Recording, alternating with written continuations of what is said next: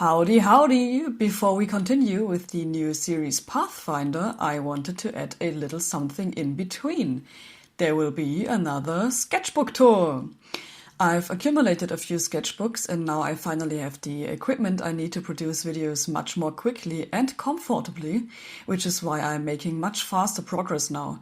It's not like I generally didn't have the time or the desire or the ideas, but rather that I spent at least half, if not 3/4 of the time that I needed for video production simply fiddling with the nasty equipment, especially with getting the files from device to device and then getting the software to work without any annoyances. And now I finally stocked up a bit this year. I let my savings flow back into the business a bit, and now I have a decent camera and decent software and so on. You could already see the difference at the last sketchbook tour, which I think was the first public sketchbook tour in English. So apart from the change of language, there was also a huge increase in quality. But enough of that.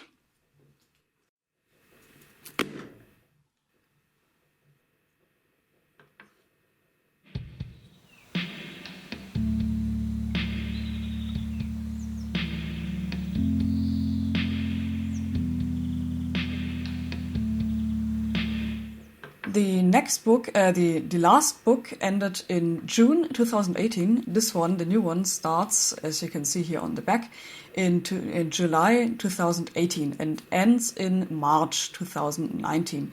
And this is, as you'll see in a moment, also a different book model. This is enviroartway.co.uk. I got fed up with books that weren't so easy to decorate from the outside, especially because of the lettering on the spine, but also because I just like to decorate the books. The books don't usually lie around openly. Well, they're usually on the shelf in my house, and you can only see the lettering on the spine. But if you do want to put them down decoratively, well, I just want to have beautifully designed covers. And it's also a different material than the paper inside, which is also exciting to work with. It's a bit like very, very, very hard cardboard. It almost feels like wooden chipboard, that's how hard it is. But I don't think it is chipboard, I think it's still cardboard. In any case, it's great for drawing and painting. That was a problem with the last two moleskin sketchbooks. The paper inside was fine. It was great to work on, even with wet colors and so on. We tested that once in a video. We played a bit of havoc and tortured the book a bit. But from the outside, the surface was much too smooth. Nothing would hold on it. Basically, you could only stick, well, stickers on it. And I thought it was just kind of sad. So here we have this not chipboard instead, only beside the spine, and on the spine we have such a rough black fabric. You could even write on it with a white pencil. And then I drew on it later with a kind of white Sharpie so that it's even more legible and that it lasts longer. Because if you keep touching it with greasy fingers, the white crayon will of course come off a bit. The illustration here on the front was done with acrylic and fine liner, which holds very well on the surface. It didn't do anything. I didn't do anything on the back, but the cover is on the front. The back doesn't matter. Front is great, back is shit. Yeah, this fawn paradise here, I even documented a little making of. I photographed a few intermediate steps, I think. I can show you that there was also a post on Patreon where you can see it better. In any case, there are some cute fawns here, and I'm very happy with the colors. I find this petrol color very interesting, which then changes into this terracotta color here. So I like the colors very much in this picture. What I also like is that the moon is actually the brightest thing in this painting, which also emphasizes the night atmosphere a bit, isn't it? When the moon is the brightest thing, it's bright enough that you can see everything, but it's still a bit dark in the foreground, as if there really is a somewhat darker atmosphere and the moon in the background is the main source of light. Even though a rim light might have been appropriate here, of course, but that was probably a bit too much for me. And if we are honest, at night, or in this case dusk, there's on the horizon there's a little bit of orange. When you are sitting on a grassland at dusk and stroking the fawns you have at hand casually, you don't always have a clear rim light everywhere just because the moon is shining in the background. If the moon were as big and massively bright as it is here, it probably would be, but normally the light from the moon is not that intense. Maybe it's just a white cardboard cutout. Well, in any case, I was very happy with this cover picture back then, and I still am actually. So in comparison, I think this is rather one of my favorites as far as sketchbook covers are concerned. As I said, there's nothing on the back. Alright, let's open this up then. Oh, I've only just noticed that here on the first page of the sketchbooks, at least the last few, I always had a self-portrait as a welcome picture. Here, look, hello, that's me. And I kind of thought I would have done that here too, but apparently I forgot about this precious old tradition. Because this is definitely not me. Everything looks different. This is not my face. It's not even inspired by it. Well, nonetheless, here we have a kind of welcome illustration from the 8th July 2018. It's always nice when I label something from time to time because I often only do the date on the lettering on the back afterwards. So it's always good to have notes like this on the inside too. This is definitely a pencil drawing, and if I remember correctly, the idea was to create a more interesting frame so that it's not always square or, oh wow, totally experimental, round, which we've never seen before. Instead, there are a few interesting shapes and cutouts. Yeah, patterns like this, slightly reminiscent of these Art Nouveau things from the 20s. And then I also wanted to draw birds like this again. I think we covered that in the previous book, among other things. Every now and then I drew birds in this way, and then I wanted to make a real detailed picture with the birds, and then of course, because that's how it's done, I added a face, a young pretty woman with mega eyelashes. It has to be. By the way, the whole thing is very, very, very soft and smooth. Of course, I couldn't do that with a pencil, but I used a little smudging tool, which I was forbidden to use in my art class at school. I don't know if you have experienced the same thing, but I, or rather we students, were always told at the time that you are not allowed to rub or smudge. It is forbidden, okay? And I always thought it was so stupid. If it looks like crap, okay? Then teach us the correct way to use the technique. At that time, I already knew that this technique was used and that in those somewhat expensive, somewhat larger pencil sets, you know, where there are not only pencils but also an eraser and so on, there are often these paper thingies, these smudging tools.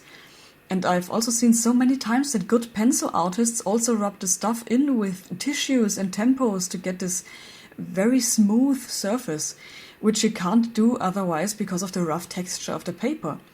And if there are even extra tools for this and professionals use this technique, then you can't just say, that's forbidden. Surely that can't be forbidden in the sense that it's a mistake. That always upset me. Yeah. It was only later that I dared to do it anyway, and it always looked great. And I wish they had just taught that in art lessons instead of banning it outright per se. And that's probably not only the case with this smudge tool, but also with many other things. I find it almost creepy to think of how many things we might never try because we never question these stupid bans. Of course, if you are a teacher and you say, guys, this is a difficult thing and unfortunately we don't have time to deal with it right now, that's okay. But if you simply say, this is forbidden, that's it, you don't do that, full stop. You'll end up in the gutter and you won't get a job if you do that. It's so idiotic. And later in the graphic design training, I actually still had some advocates for this ban in my class. Although this training was much more intensively concerned with art and one could and should have loosened up such narrow-minded things, there was still a lot of people who got really angry. Stop it, you're not allowed to do that. It looks good, but it's forbidden. So what's the point? It's so stupid. So, dear friends, dear young artists who are being told such bullshit or even spreading the bullshit, smudging is not forbidden, or rather, those who ban it unnecessarily restrict an incredibly useful tool. Get involved with it, give it a try, and of course, it's not useful everywhere. Of course, you can't use it everywhere, and of course, the result can look like shit, of course. But only if you do it and you engage yourself with it, you can practice it and then become good at it. And then you can do very, very beautiful things with it. And with this picture here, for example, I really think that smudging overall improved it. If this smudge tool is already a bit dirty from use, you can even paint with the dirt. That can be very useful too. For example, you can use it to apply very soft, very little paint very softly. It just gives you another range of possibility to play with pencils. So, now I finally had a chance to throw up about it. This will probably not be the last time, but in short, I think smudge tools and the smudging technique are great. You can use ear swabs, you can use tempos, and in an emergency you can use fingers, although the latter can easily get messy and blotchy, but that can be intentional. That's a piece of advice from me to you. Don't let such jerks tell you what's forbidden, what's not. That's it. Enough. Next page. More pretty ladies, as always.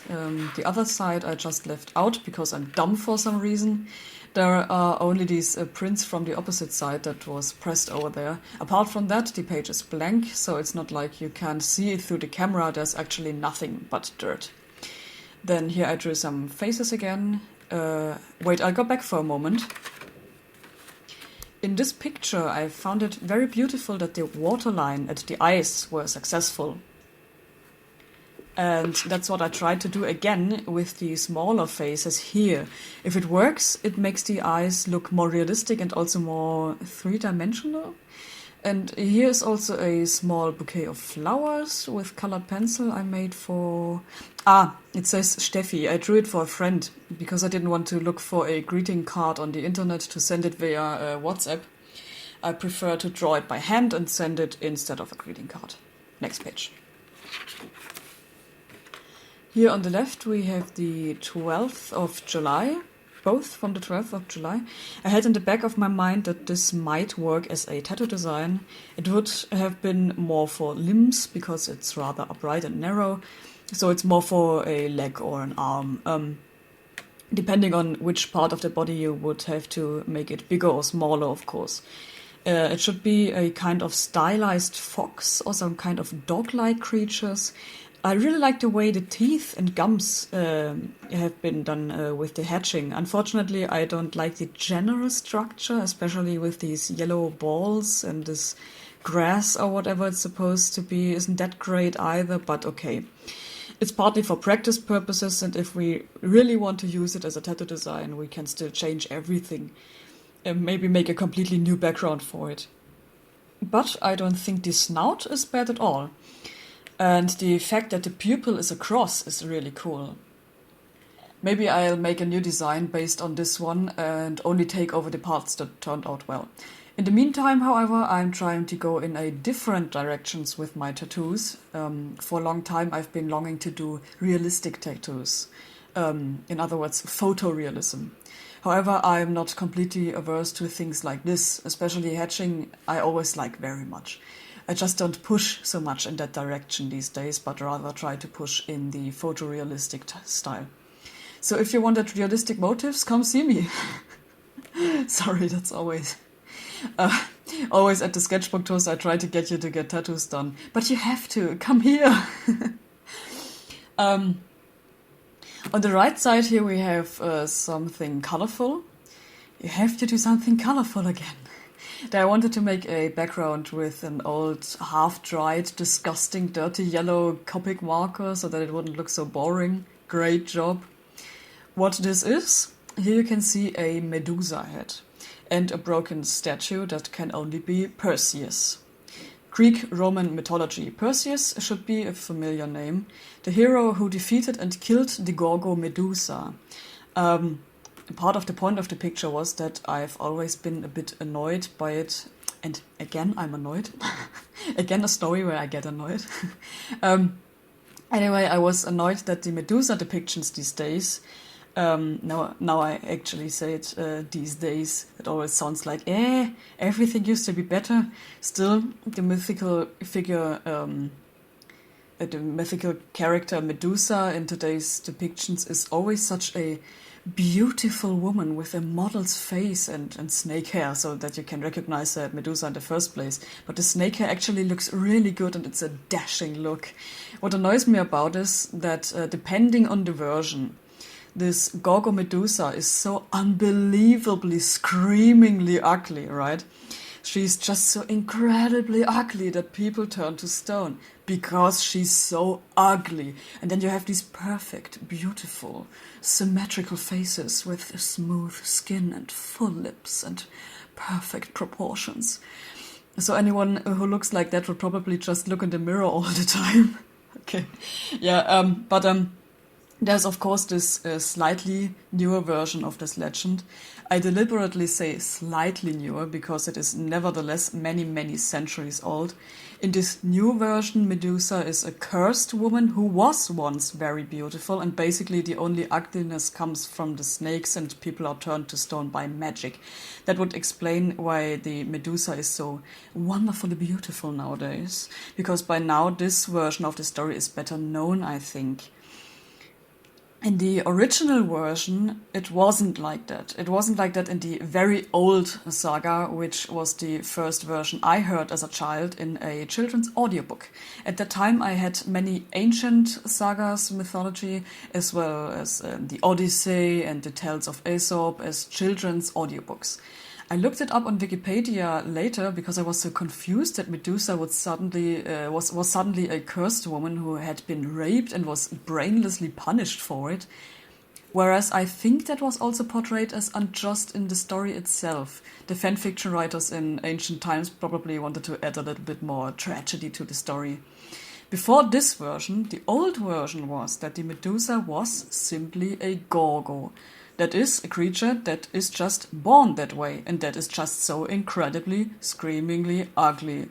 There are also colorful descriptions of what she looks like, and in these descriptions we have, among other things, this huge tongue hanging out, all spongy, knotty skin and bloated lips. The teeth were like wild boar weapons, I think, and then there was also this snake hair.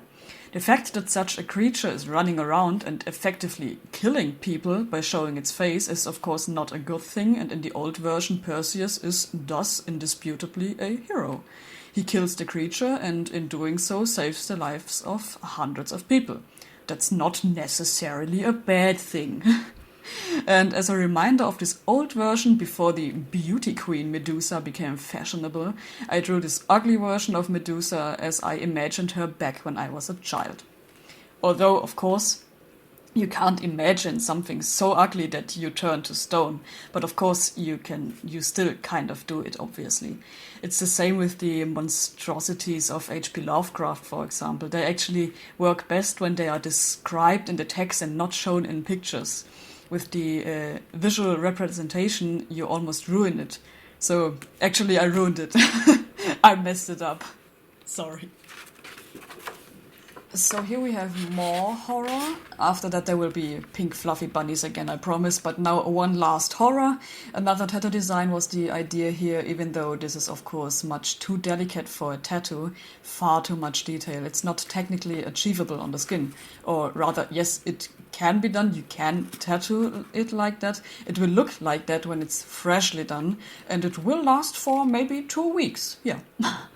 I'm very happy that these very, very, very, very, very fine tattoos have, to my mind, justifiably fallen into disrepute a little bit. Since they became fashionable, a bit of time has passed and people can now slowly show more and more of their healed tattoos on the internet. And now you can see what kind of blob it's becoming. It's starting to merge. All these fine lines are getting at least twice as wide. More in some cases, more like 3 or 4 times as thick. And of course, when it's completely healed, you can hardly see any texture of it. The healing process is part of tattooing. When it looks fresh like this, it's great on a photo, especially if you Photoshop it a bit and make it even smaller on the skin. Of course, that looks super great, and the clients don't know that. Of course, how could they? But the tattoo artist has to know that, especially those photorealistic things in like stamp size. So small, Mona Lisa, for example, with an incredible amount of detail. Everyone who can tattoo that well also knows that it won't heal afterwards. That's why I think it's very indecent of tattoo artists to do it that way anyway. At least if they don't tell the client beforehand and don't make the client aware of it. If the client says, I don't care, we'll just do it to win the prize at this convention and I don't care how it heals, then so be it. But anything else I find indecent. As a beginner, I didn't know that myself, of course, but ever since I've learned that, I actually try to avoid such detailed things. And sometimes it's sad, of course, when people want something like that and you have to tell them it's not possible.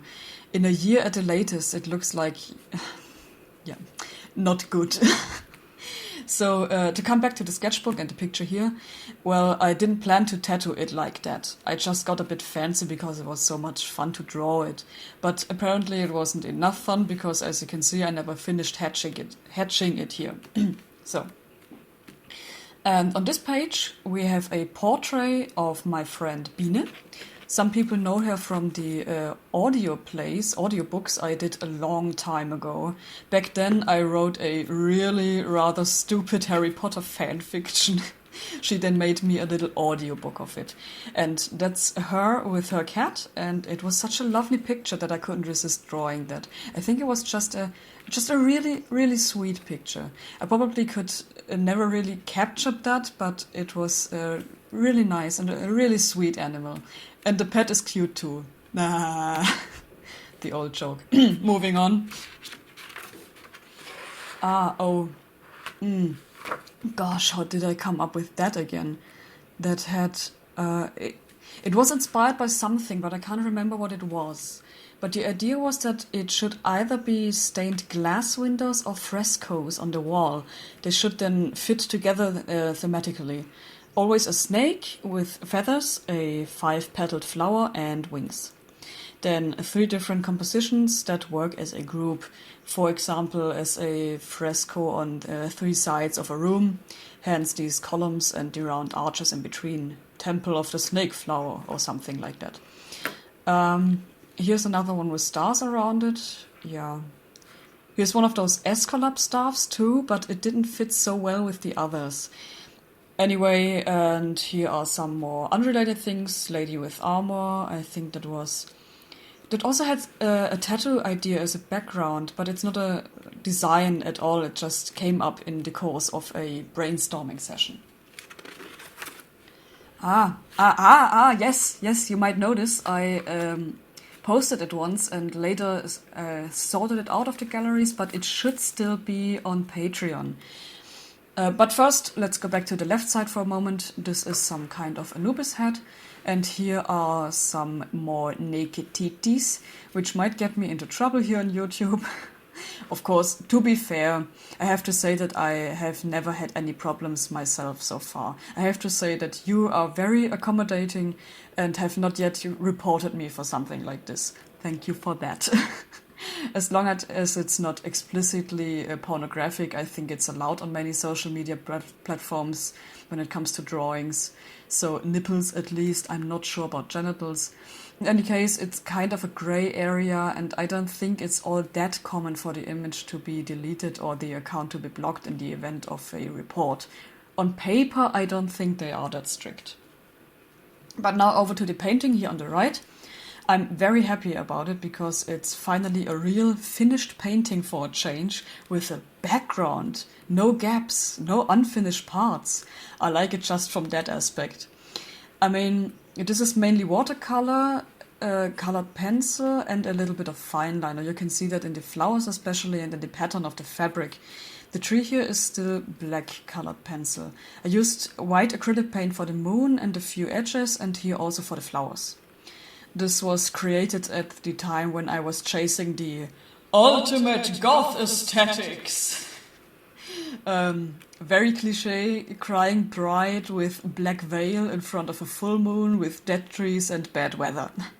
It's probably a ghost, probably walking around some haunted mansion doing nothing but sobbing and looking good. The ultimate gothic atmosphere, really cool. Of course, it's a dream to get married like that. I would love to have that myself at my wedding. I just don't like sleeveless dresses. I mean, on myself. You can wear whatever you want, don't be annoying. So let's leave the poor woman to cry aesthetically and turn to the next page. Here again we have simply nothing, because I left it out again, because I'm an idiot. But at least the paper here is a tiny bit wavy from the watercolor on the previous page. So you can paint with wet colors here, like in my moleskin sketchbooks back in the day, without it bleeding through. But it does get wavy, but only very slightly. It's really not that bad. If you weren't an idiot, you could have drawn on it without any problem. Well, maybe I didn't want to damage the beautiful painting by pressing on it too much, but well. Here we have some small shit again. This is another small tattoo design, the first draft. It's even possible that it was created during the consultation with the client. Even with color, really cool. If I find a picture, I'll show the tattoo. Here are some other things. This is a drawing copied from a photo my fiancé took of a punk reflected in a lake or another water surface, which represents a Narcissus motif. And then we have Greek mythology again.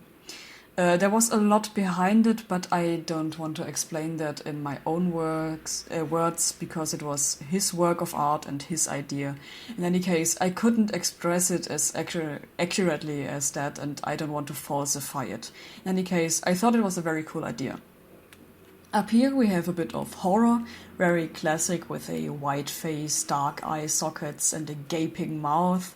Then some small, rather unattractive moths coming out. Not the pretty ones, but more like small, annoying food moths that eat your noodles. You know those regular vermin. And they crawl out of there and it's super creepy and super disgusting and dark and super cool, yeah. Below we have another picture based on a photo by my fiancé, a picture where a person is wearing his heart instead of his head. Of course you can read a lot into it, but as I said, I don't want to explain that because I probably wouldn't do justice to the whole background and he should explain that himself, which I'm sure he won't, but explaining for him what he meant by that, I just don't want to. Here's another little thought for another gothic image. Woman with dead swan, very sad, because they always have to cry. The little thumbnail has something to do with it. There are some things drawn in. I see some swans, some reed, and also a horizon, but in the end, I never made anything out of it. Well.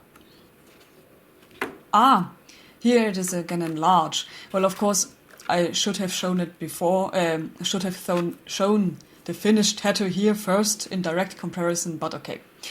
Here we have lady kissing frog and cool gothic outfits. And once again, no color at all. When will there be color again? Here's color again. Okay. But first of all, here are some small thumbnails again, where I prepared this one. This one is in light pink. I don't think you can see it that well, but there are the first sketches for this one. And then we have some concepts for a kind of forest spirit. It consists of different kinds of animal skulls with different antlers and then wings in between, and all completely exaggerated. But I don't think I ever made anything out of it. But it's actually cool. It's basically a deer skull with the lower jaws and antlers, but then with a double eye socket. Or double eye sockets. Deer eyes on top, then bird eyes underneath, because then a beak grows where the deer nose should be. He couldn't chew like that, of course, but in this scenario he would be a forest god. He doesn't have to chew, he just takes on this worldly shape to look cool. I don't remember what these black things are supposed to be, but I assume that they are little gap filler tattoos. In any case, here we have another gothic painting, this time in white. Let's see how one can work with white. It's a difficult color in gothic art because it's hard to create a gloomy mood with it.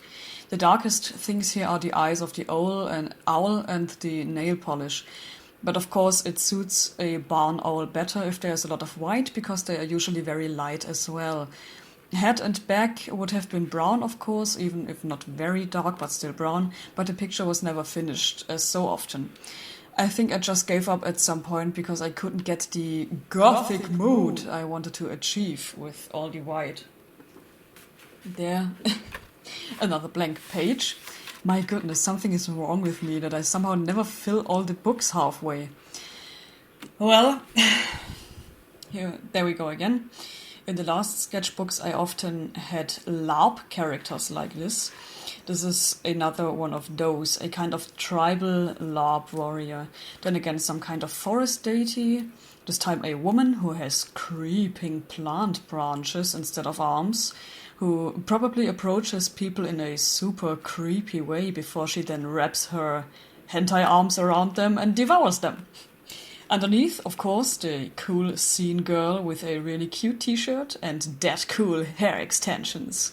I used to think these were actually people's real hair, but I am convinced to this day that there were also people who really had dyed their real hair like that. I don't think it was all fake. These cheek piercings here, by the way, they seem to have gone totally out of fashion. It was somehow more common in the scene back then. This is my generation, isn't it? I was exactly the right age when all this stuff came up. That means I was fully aware of it. I didn't participate, but I was there. Back then, when I was young, there were still emos. And not just on the internet, but literally out on the streets, at the train station, and in Stuttgart at the Castle Square. And according to legend, they still exist. But I didn't see any of them anymore. They were just gone one day. Even back then, in 2018, they were simply gone. Emos, where are you? I miss you. Here we have children's portraits. So I thought a little bit about how you could do children portraits as tattoos with a more interesting background, more interesting composition. Not always just like, yeah, here's the head, all done. Instead, here's a bit more of the body with the dress, a few accessories, and a more elaborate background. Even if this one is probably too much again, because it's still only supposed to be a background and shouldn't draw too much attention to itself. In this case, it might work though, because the foreground is colorful and the background is only gray and gray. With the second one, it's perhaps a little less dangerous because there's just a round thing in the background. But I just see that I had actually drawn in a frame. In light blue, you can only see it very slightly, but I didn't finish it as much as the other one over here. In any case, there's a toddler with cuddly toys and a horse underneath. So. And here I tried again to study other people's drawing style a bit and to find out what exactly I like about it. Here I have Kelsey Beckett. You can also find her on Instagram. She does oil paintings, but she also draws for these paintings, and the drawings are of interest to me, because I don't paint with oil. I never done it before. If I ever do it in the future, then we can all laugh together about what I'm saying now, but I don't paint with oil. I don't. But the way of drawing, the way of building up the proportions in the face and marking the details, I really liked that about her work, especially the little highlight on the tip of the nose and so on. I thought it was really cool and I was fascinated by it, so I just wanted to look into it a bit. Sometimes I find it very helpful to look over the shoulders of others and see how they solve some problems. Of course, you shouldn't only study other people's drawings. I think I often say that. But above all, you should also look at the real world in order to have more freedom to develop your own drawing style and not just... If you only copy from other people, then you only adopt what other people already have, firstly. Secondly, you also adopt their mistakes, which is of course bad, because the other artists are only human and reality doesn't make mistakes. Reality is just the way it is, and everything we do is a modification of reality, and a modification, a stylization can have mistakes, or at least leave room for improvement. I mean, not mistakes in the sense of, hey, you shouldn't, it's forbidden. I mean, mistakes in the sense of things that you didn't actually want to, and wouldn't have done if you had taken a closer look and worked more consciously. I mean, yeah, whatever. In any case, master study, I've already mentioned this one in one previous sketchbook tour. It's a good thing to do. Artists have been doing it for centuries, if not millennia, to study the work of colleagues and study the things they do well and apply what you learn to your own work. Stealing is not so good, of course, although that is often a grey area. But also because of my own standards, I don't want to do exactly the same as other artists. Unless it is nature or reality. If I could copy that perfectly, then I would be God. But yes, well, I mean, that's allowed. You are allowed to do that. Making money with a copy is, of course, that's called piracy. That's not allowed. You'll go to jail directly. No retors. Right away. Here I was at the stage where I started to apply what I had learned to my own drawings and then try to transfer the technique, if you want to call it that, to male faces. In her work, there were almost exclusively portraits of women, and the few gentlemen she had painted, according to my current knowledge, were all very young men who tended to be androgynous in nature. With this guy, of course, it's a bit more difficult. I didn't follow the studies that closely, but as I said, it was more about finding something to improve my own drawing style and not to create a perfect imitation. So over here we have titties again, and I'll be reported again. I'll go to jail. Nah. Children's faces are always good when I practice. Many people say that children's faces are the most difficult thing to draw. I've often heard that. I don't entirely agree, but it does have its difficulties. It's very round, very smooth. The proportions are different from those of adults. And that's why mistakes can quickly make the child look too old or grown up. Or you overdo it with the childish scheme and they all look like Tweety. That's not so cool either. And above all, they have very, very few edges, hardly any wrinkles, almost none at all, except maybe some slight laugh lines. But apart from that, everything is very soft and smooth and has to be shaded accordingly in general. And that's the difficult thing about children's faces. But, let's be honest, I dare say the most painted kind of human faces are young women. Beautiful young women. They don't have many wrinkles either, do they? They are hardly any edges either. It's all soft, only the proportions are more grown up, and even that isn't really the case in some instances. I mean, I think children's faces can be done well. You just have to practice the proportions. The softness is less of a problem here. We have a lot of that with other faces, and everyone can do it. You can do it. Don't be afraid. Yeah. Up here we have a thumbnail for a larger picture that I never made. It was supposed to be much more difficult to recognize later, this cat's head, and it should blend into the landscape.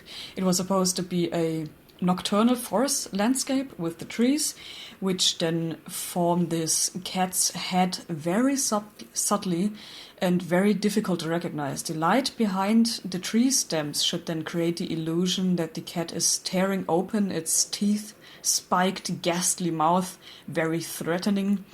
These glowing eyes were supposed to be the only clue at first glance that there might be something there worth looking closer for, like, why are there such white glowing orbs? Unfortunately, I never finished it. It remained a sketch. Here I have done something like this from the artist study. She would have just painted it in oil, and I think it's even a black colored pencil, not just a regular pencil. Then I smeared it again, smudged it again, so that the skin would look soft, but of course I never finished it. Here on the other side we have another gothic lady cuddling a unicorn, and if I'm not mistaken, she's actually smiling. that's of course illegal. And so when I repainted the sketch later, I of course deleted the smile and made her look dreamy and gloomy again. I'll just blend the painting in for a moment. Ready? Okay, next page. There's more gothic stuff, a few outfits.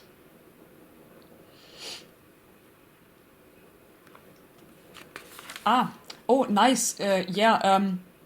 But first things first, on the left side we have a bunch of thumbnails. These were for some commission paintings I did a while ago.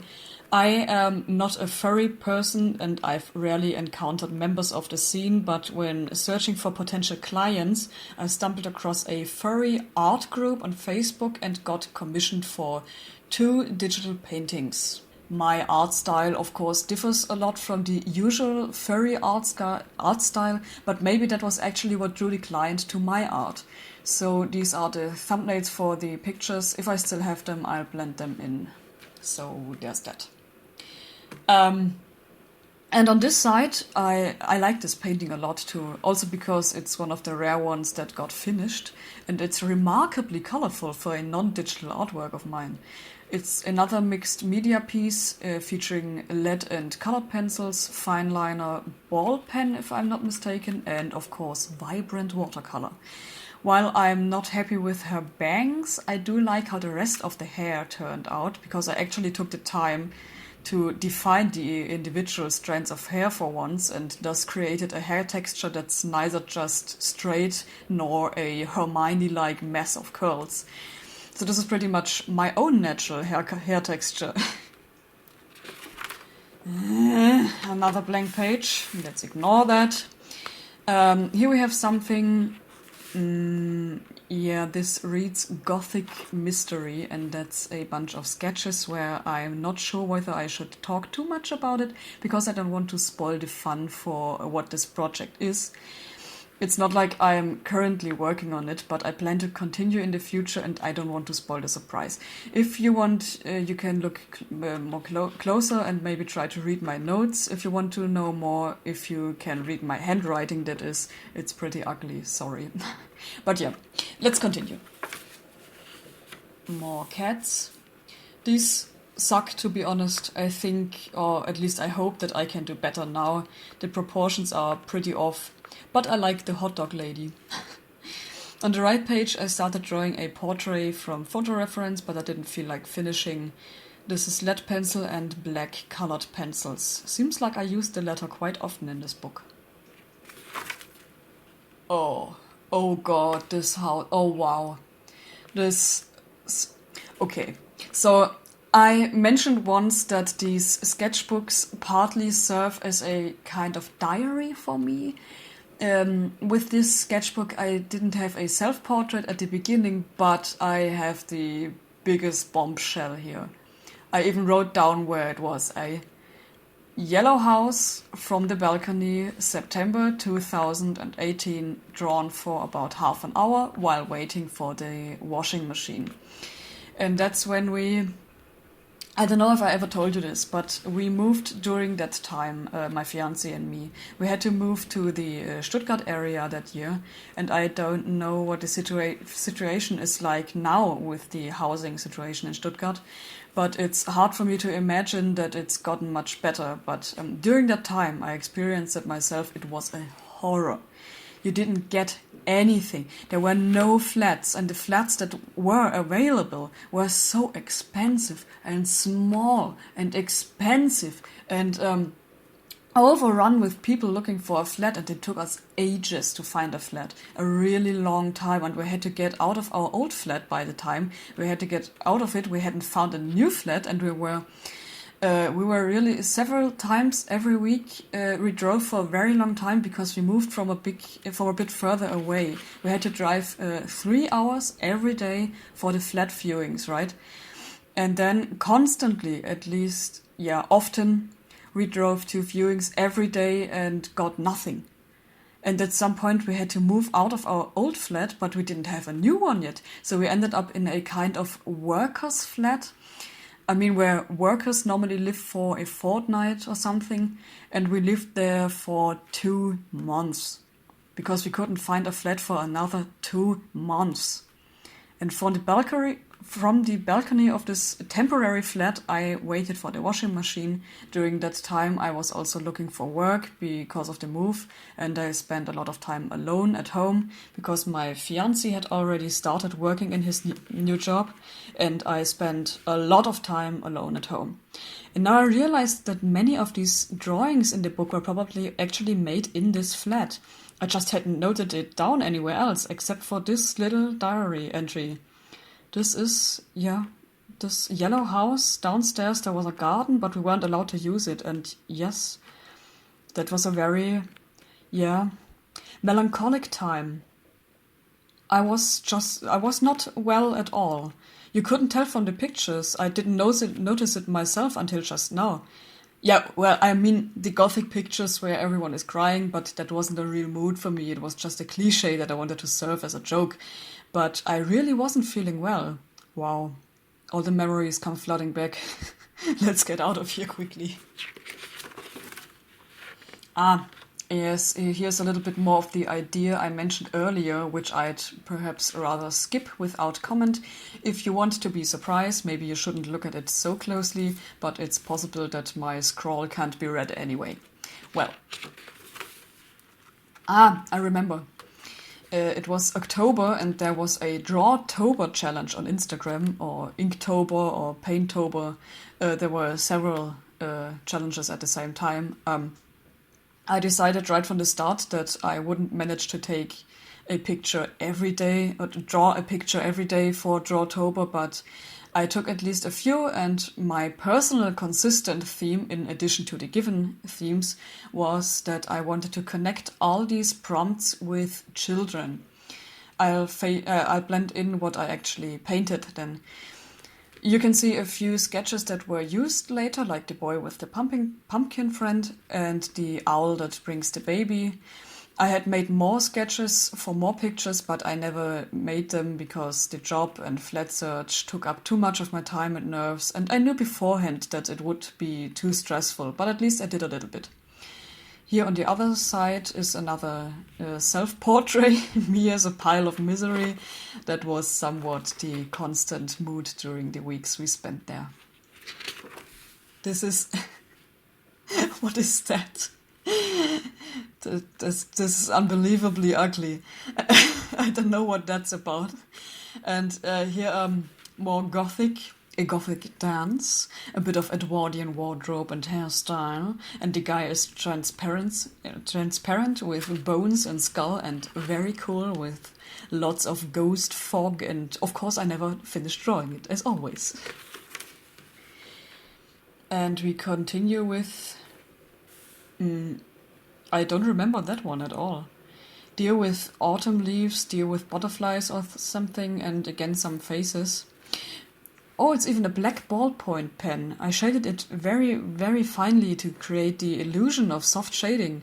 Or rather, what illusion? It's basically a soft shading. Here above is a cat, below in it a fine liner cat and a praying mantis. Also with a ballpoint pen. Hatched with ballpoint pen and then garnished with colored pencil. Delicious. Here's a bunch of small shit again. There's a chill evening with a guitar and sitting around doing nothing, including my fiancé craving for Maultaschen and a bunch of portraits. Probably some YouTuber who was babbling and I signed off instead of listening. And down here there was a really cute picture of a boy who just had an apple stuck in his mouth like a roast pig. And I thought it was so cute, I had to draw that. Very, very cute. Another one of those gothic pictures, but this time more challenging. It's dangerous. We see the woman has long fingernails and wears a daring outfit. She's showing thighs. And I imagine that this is a vampire girl with the red eyes and so on, who is now looking forward to a nice meal and wants to lure the viewer into her bed of leaves, of autumn leaves, to eat him. That's when I started to do the colored pencil layer, on which I would have added watercolor to later if I had ever finished it. Actually, it would have been a nice coloring page now if I had just left it with the lines, but I've noticed that there's not a lot of interest in coloring pages on Patreon, at least among my audience. With other artists, I've seen that there were coloring pages for Patreon and they were happily accepted, not so with me. If there is interest, perhaps outside of Patreon, then the non-Patreons can let me know. I've already painted on this one myself, so the ship has sailed. Well, what else do we have here? Now I see we were finally in the new flat. I measured the walls in the room and calculated the square meters to know how many liters of paint I had to buy to paint the walls. Okay.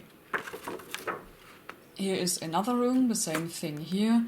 Otherwise, there's not much, the page is quite empty, but at least there are a few faces. We usually have so few of those here.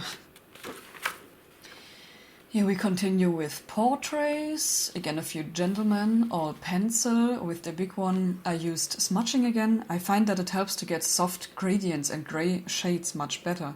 You are less disturbed by the paper structure, which always comes through with a normal shading, unless you paint it out completely, but then it would be completely black, and I don't want that in this case. And down here we have, I think it's also a constant theme with me. These are sketches for business cards that I never had made. Let's go on quickly. Here are more sketches of faces, and here, this sketch here is actually another image that I later realized as a painting. I'll just blend it in. I made this digital painting on the basis of this sketch. Much later, I even made another acrylic painting based on this digital painting as a commissioned drawing, but I don't think I took a, a photo of that. So that gave me two things, or rather three things. Once for the sketchbook tour, so that I can say something about it and talk my head off. Then for the digital painting, and then as a paid commission. Who would have thought that? Here is a thumbnail for a picture I started to paint digitally, but then I lost interest. It was such a... Well, it wasn't an orgy in an erotic sense, but with food and drink in a Mediterranean setting, with amphorae and garments like they wore in ancient Greece or Rome. But as I said, when I made it in the computer inside, I didn't like it that much and left it half finished. On the other side, some people again, probably watching YouTube alone again and drawing the people who were babbling nonsense that wasn't interesting enough to give my full attention to the content. Shame. More faces. Cool girl in sports gear with football socks. Here we have a gentleman in color. This looks like... Yes, that's bleeding through. Those are Copic markers. And here we have sketches for tattoos. We started to plan an arm sleeve, even though this is the back, but the shoulder area is still part of the arm in some way, isn't it? The arm doesn't just stop at the armpit, it still extends a bit into the torso, at least when planning for tattoos. That's when we started planning what would be put on it. This is a very interesting large-scale project that will take quite a while. Here we have a little harlequin. You've already seen one on the previous page. It's a kind of filler, so I tried to fit it into this stupid shape here, but that will be very, very difficult. I haven't done that one yet. The project is still ahead of me, and I hope that I can solve the composition properly by then. He should actually also play the lute, but it's going to be really narrow. I have filled the other side with nonsense that makes little sense. This is, I think, Cold Mirror. I've probably been watching that more often lately. The fringe looks very Katrin-like. Maybe it's not a perfect shot, but it's probably okay for drawing while watching YouTube. So, here is the guy with the lute again. I have the problem, as I already mentioned, that if the details are too delicate in the tattoo, it blurs into an undefined blob in the long run. I have to reduce the level of detail in the motif even more for it to work.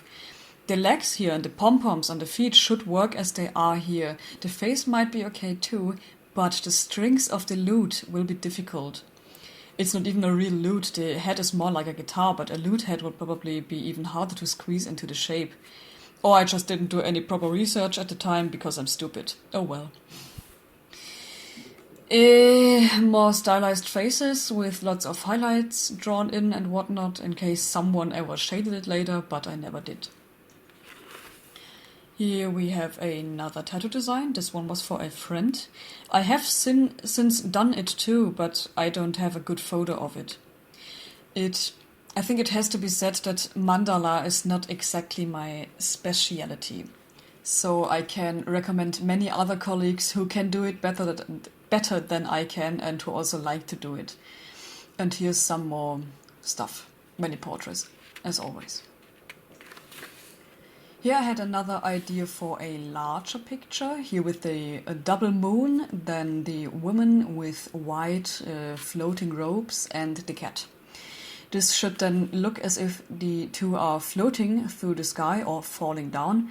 Then here are some very rough pencil portraits with a sweep and thick lines. Below I see that there was a larger version of the moon sketch. Here you can see the figure and very slightly the moon, but I didn't like it, so I just painted over it with a thick dark pencil. Grapes and a banner, that was probably once thought of as a potential tattoo. That could work horizontally, for example on the upper or lower back, or you wrap it around a limb ear. Here we have another set of faces. The concept was snake, head, a few hands grabbing or otherwise touching the head. You can still see where the snake's body would run, but it never came to that. I probably didn't like the hands, they seem particularly badly done now. Well, I was dissatisfied here. Or in a bad mood. I don't really want to know, to be honest. More small stuff. Oh, there's Cat Guido! Cat Guido's back! Yay! And more stuff like this. A see-through gothic dress where you can see the bodysuit underneath. No undies, okay? That's the bodysuit. The skirt is transparent and becomes opaque again at the bottom, and through the transparent part, which is then decorated with embroidery, you can see the bodysuit, which is not an underpant. Here's a bit of fantasy queen dress, which is... Yep, it's bleeding through. That's Copic marker again. And my Copic markers are unfortunately very dark, mostly. The light ones always run out first because I like to build things up the way you do with watercolors. Yeah, here the whole thing seems somehow more balanced when printed through. I think the colors go together better on this side. Here we have a triskel with a, what do you call it, a mistletoe? I remember that my fiancé wanted to cheer me up and had a little art battle with me, and the task was to draw a triskel with a mistletoe. We both did that. His was probably on some scrap paper. Poor guy down here gets attacked by his monstrous beard, and he is shooketh. Over here we have some cheese. It looks like my fiancé drew it though. Now I'm not even sure anymore if the triskel here was mine. It could also be that was his and mine was on a scrap of paper. As I said, he's good at drawing, very good even. And here I actually can't distinguish it so well anymore. I mean, here, this stuff, of course, it's mine, just from the motives alone I recognize that. And the cheese is his. The thumbnail here, the concept, is also certainly his, with the little ship sailing towards an island, but under the surface of the water we see that it's actually not an island, but a crown of some kind of Poseidon, who has these octopus tentacles towards the bottom. But none of us has ever made a painting of the image. He probably did that for me. He's not much of a painter himself. He mostly just draws.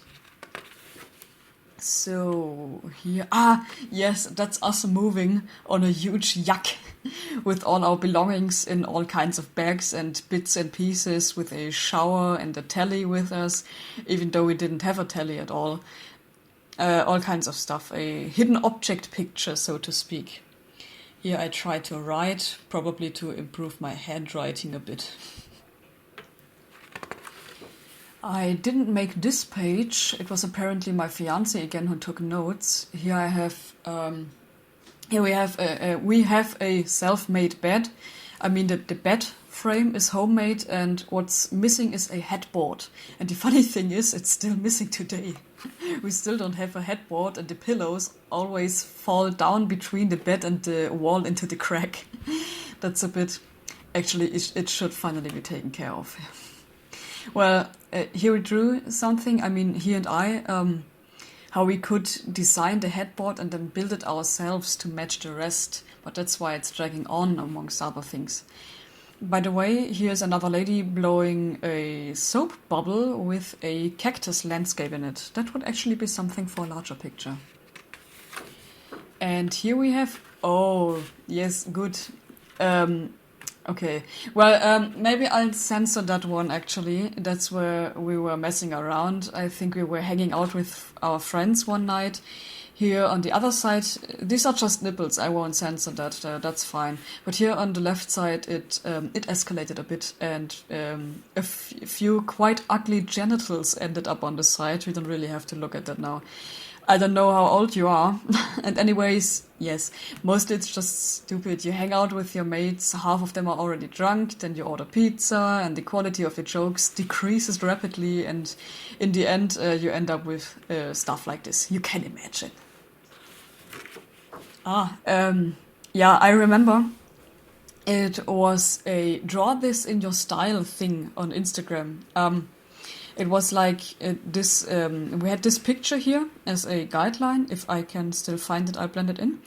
The principle of the challenge explains itself in the name, draw this in your style. I made the sketch here and I blend in what it turned out to be. I didn't win anything, it was just a challenge to expand the audience reach a bit and so on. And here on this page I think that was something like that too. That will be shown in a bigger size later, and the rest is just because. The one above, the portrait, I did without smudging, so you can see the texture on the rough paper.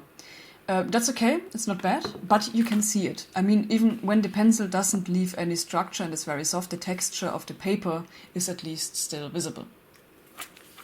Here on this page is now what was already on the last page in small as a thumbnail. The default was this, and I made this out of it. And yes, the same concept as before.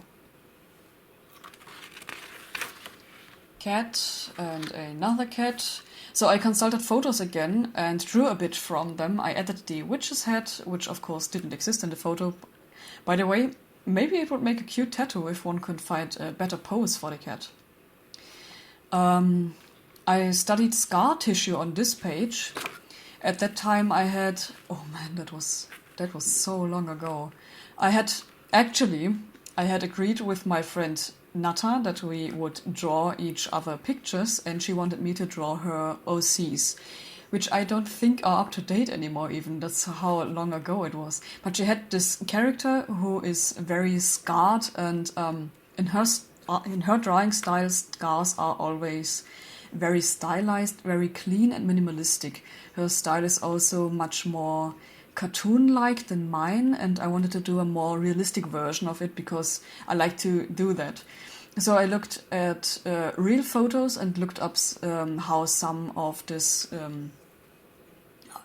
scars were quite heavy and had grown over, especially on the face.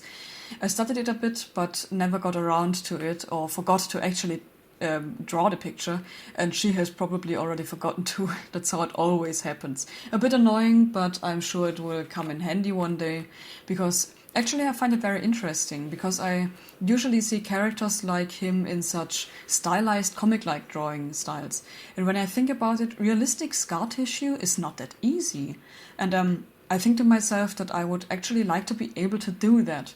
I'd like to paint a face that's been hit really hard with, I mean, not just a clean little cut or a scratch.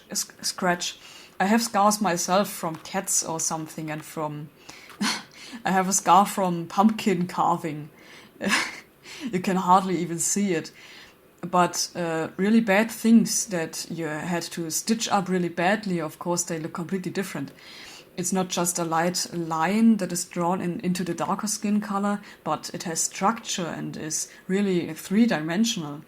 I think that's a good challenge, especially when they are still a bit fresh and still have a bit of a pink shimmer. And that's also something that bothers me a bit with characters whose scars are supposedly 1,000 million years old, just a long time ago, but they are still so super fresh, super pink, shining, like 2 weeks old. Just a new layer of skin over it, but supposedly it was like 30 years ago or something. It just doesn't look like that when the scars are that old. They also become somewhat skin colored again, just usually lighter or sometimes darker than the older skin tone. The pigmentation is different, but they are no longer this salmon pink color. They are only pink for the first few years. It doesn't stay like that. I've never seen that before.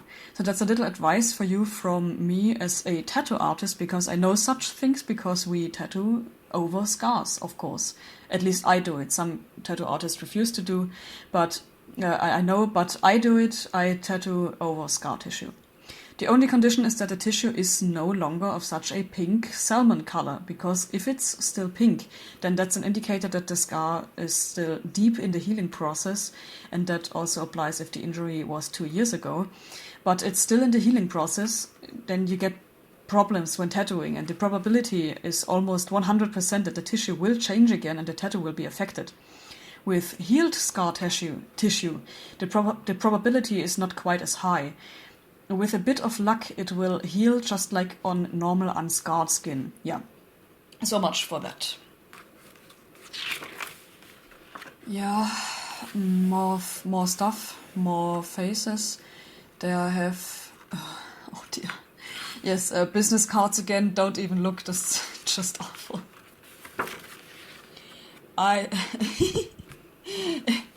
Yes, the superhero, completely exaggerated superhero muscle guy with massive edges and a bit of...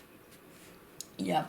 I studied a bit how the muscles run, even though I wouldn't draw them so over-defined now. That works well with superhero comics, I think, but in the pictures I draw, it's not really like that. I also have the feelings that his thighs are much too short. The right one is okay, but the left one... Well, at least I looked at the anatomy of the muscles and where they are located in the body, but of course I don't like it to be so overly defined, unrealistic body standards and so on. He must be dehydrated. Well, here's another one. A splash of color, and again a small thumbnail, and this... Hey, I think that's not bad at all. I don't even remember drawing this one. I like it quite a lot. Here's a figure with a character with a lantern surrounded by such figures with disgusting bird heads, vaguely reminiscent of plague doctor masks or something. And then some creepy stitching in the background. He even has his hand on her shoulder. Spooky. Disgusting. Here we continue. This is another one of those gap fillers I used to make. I think you saw it once in the last picture, the last book stuff. And things and stuff and things. I like these little foliage frames, especially around portraits. I've done some of that with portraits. I mean, I do portraits almost only with animals, but I would also like to do more human portraits. I always draw portraits of people, but I never tattoo them because I somehow never get the commission for it, or because it has gone out of fashion. I think I've mentioned that in the last tour as well, that I have the feeling that portraits are no longer as fashionable as they used to be. But I do a lot of animals, and when it suits them, I like to make frames out of plants and foliage. I think that's cool, so that the picture doesn't just stop too abruptly. And, Speaking of stopping abruptly, yeah, the book is over, right? I somehow always get caught off guard. I always think there's more to come. Yes, but well, yeah, book is finished. Bye. Yeah, I mean, that's it. I left the last double page blank. There's nothing left but dirt because I got my pencil fingers on it again. And on the back here, as I said, there's nothing except for some dirt where I probably once put a glass or something, or a mug. And that's it for the enviroartway.co.uk book. I'll turn it around again, the front side is nicer. Anyway, that was that until March 2019. We are slowly getting closer to the present, we are slowly catching up. The sketchbook tours are being made faster than the sketchbooks are being filled. On the one hand, of course, it's nice to catch up a bit with the videos, but on the other hand, it's bad because if I don't have any more sketchbooks, that means I have to think up something new. Although I've got the Pathfinder series now, and that's still going on for a while, and then I can alternate between doing a bit of Pathfinder and then filling a bit of books again, so that I have something to show again. Otherwise, I have to come up with something new. There's always something you can do. There's always something to show, something to talk about. In any case, I hope you enjoyed the tour here again. I'm always very happy about the reaction from you. It seems to be your favorite format, and it's also my favorite format because it's also nice for me to look through the old books again. This time there were maybe a few sucky memories in there, but that's part of the experience. And looking at all the old things and explaining a bit what I was thinking, because I never really show and tell anyone else, and that makes me happy because I never thought before that anyone would be interested. Yeah, in any case, I'm glad that you're happy about it. So I'll say goodbye for today, farewell, goodbye, bye-bye. We'll see each other on the next video, whatever form that will take. I mean, either at the next sketchbook in March 2019 or at the next episode of Pathfinder, or maybe something completely different. So thank you for watching.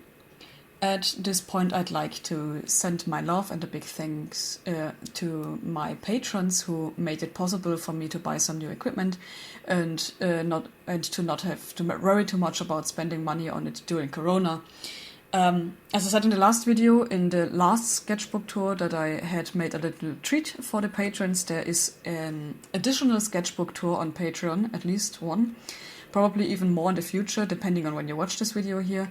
On Patreon, there's always early access for the patrons, usually for a fortnight, maybe even longer. You can watch it in advance, and of course there will be more on Patreon. So anyway, thank you so much, dear patrons, for making this possible, for taking away some of my worries, and of course for supporting me with the usual things like comments, feedback, and so on. Many, many thanks to The Little Helpers, Apodea, Feuerlocke HGW, Danny Prinz, Nr.4 1337, The Big Helpers, The Big Helpers, Kurofin, Elru, Lorinox, Mr. Grizzly, Raphael Larue, and special thanks to the amazing biggest helpers, Zockhart, Medera, Wuschiges Etwas, and Mrs. Hippo. You are the very sweetest. And I say goodbye. Bye.